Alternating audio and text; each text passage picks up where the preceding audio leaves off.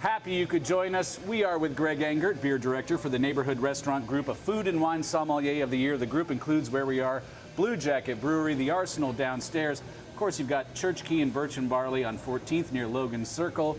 Greg, it is great to see you. Great to see you too. What do we have on tap this week? So this week we have a very special beer from Firestone Walker. It's called Bretta Rosé, and this is the first time it's actually made its way to the Washington, D.C. region. Firestone Walker, is probably, well, first and foremost known for their straight-ahead hoppy offerings. They've got that great Pilsner that I know you love, Pivo Pils, as do I. Probably next up, they've been known mostly for their beautiful blends of barrel-aged beers, their Anniversary, Parabola, Imperial Stout. But along the way, they've been playing around with some kind of sour beers, some fruited, funky ales, and they're starting to release more and more of these. And so that's where we are. We're in the barrel works portion of their enterprise with the Bretta Rosé. I was just glancing at the label before we started. Is the Barrel Works a separate facility from their main brewery? Yes, exactly. Okay.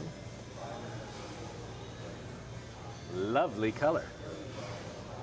Ooh. Well, it's appropriate for the warm weather we've been having, just finally got some humidity in for DC. So that's nice. You see, it's obviously pinkish hue. It does bear resemblance to rosé wines. What they do here is at the Barrel Works, they have lots of French oak barrels that are holding a base beer. That base beer is called Bretta Weiss. They've been making that for a number of years now. It is a beer produced with Brettanomyces lambicus, which gives it a little bit of that funky, earthy quality and is the primary fermenter of the beer itself. And then a blend of other mycoflora, including a strain of lactobacillus called brevis that gives it some of that pronounced acidity. So the Bretta Weiss on its own is delicious. It's about 5.2%, slightly funky and tart wheat beer. What they've done here is taken the Bretta Weiss and then further conditioned it on fresh raspberries from north of Barrel Works in the central coast of California. Wow. And that's where it gets this beautiful hue. Cool thing is that it continues to ferment, and so that's why it's not sweet at all. You've got a really nice, dry, kind of rosé-like beer from Firestone Walker. What a great tart finish. I mean, there's not a lot of funk in the beer itself. No, you get a little bit in the nose at first, and then some fruit nose connecting to the palate, and then it's got a vibrant acidity on the palate. And that's the one thing I wanted to bring up. If you see it on the label here, there's a lot of really cool, geeky, distinctive information. This is the third batch they've ever released of Bretta Rosé, which is super cool. There's only about 3,000 cases, it looks like, of the beer itself. But you look here, they've included something that's very interesting. It's called titratable acidity, 12.8 grams per liter. When we think about acid in beer, a lot of times we talk about pH levels, which tells you, the lower the pH, the more acidic the substance is. But pH levels only tell you kind of the amount of acidity and less the intensity of the acidity. So titratable acidity is what a lot of brewers are using now, just like winemakers have before them, to measure just how, quote unquote, tart or sour the beer is. And at 12.8 grams, this is pretty tart. I think white wines are typically between like 6 and 8 grams.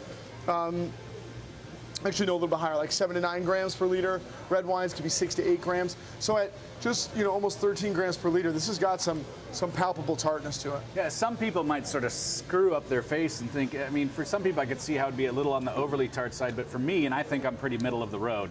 It's just right. It's nice. It's wonderfully refreshing too. Sort of. I had lunch down at the bar. It sort of woke me up a little bit.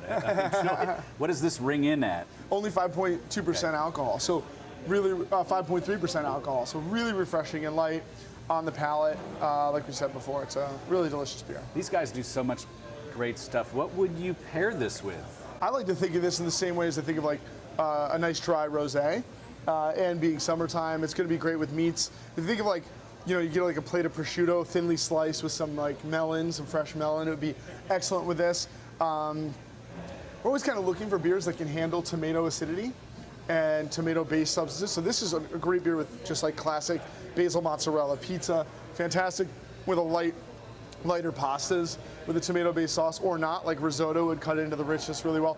And then finally, one of the best things for a beer like this is going to be all things kind of Mediterranean and Greek. So tapenades and olives. Hummus is wonderful with this as well. Fabulous. Greg, thank you. As Thank you. always, everyone, please always do drink responsibly, and be sure to bring your thirst next time for another beer of the week.